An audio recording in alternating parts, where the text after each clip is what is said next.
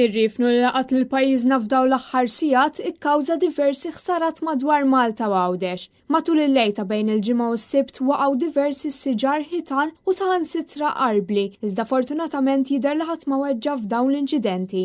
Matul l-istess lejl numru ta' sewwieqa nqabdu fit-triq tal-Barrani Żejtun wara li waqgħet siġra. Mal-ġurnata tas-Sibt l-istess seħħ fit-triq San Pawl tal-Qlejja fil-Mosta, f'San Anton u triq il-Wid f'Birkirkara. Min-naħa l-oħra barrieri tal-plastik li kienu qed jaqsmu karreġġjata minn oħra imxew bir-riħ f'Ħalluqa.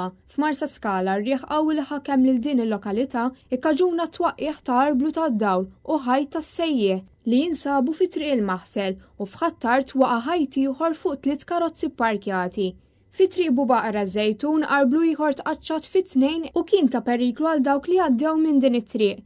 Ġewwa Ħalfar viċin iċ-ċentru miftuħ tal-immigranti waqgħu wkoll container. Minħabba dan il-maltemp li laqat lil pajjiżna, il-Festival tal-eSports mifrux fuq 3 ijiem li għalih attendew ukoll diversi kompetituri barranin kellu jiġi pospost. Dawn wara r-riħ qawwi għamel ħsara fuq it-tinda tal-MFCC tant li saħansitra nqalgħu xi bibien. Dan bil-konsegwenza li l-organizzaturi spiċċaw lanqas jistgħu jaċċessaw il-post. L-Assoċjazzjoni Maltija tal-Futbol ħasret ukoll festival tal-futbol li kien ippjanat għal tfal ta' taħt 12 sena. Dan apparti li ġew ikkanċellati diversi logħob fosthom dawk għal under 15 tan-nisa li kienu se jintlabu f'Ħaddingli. Minħabba l-baħar qawwi l-kumpanija Gozo Channel ħabbret li l-vapuri kienu qed joperaw mir-rotta ta' Kemuna u minħabba f'hekk kien hemm xi dewmien.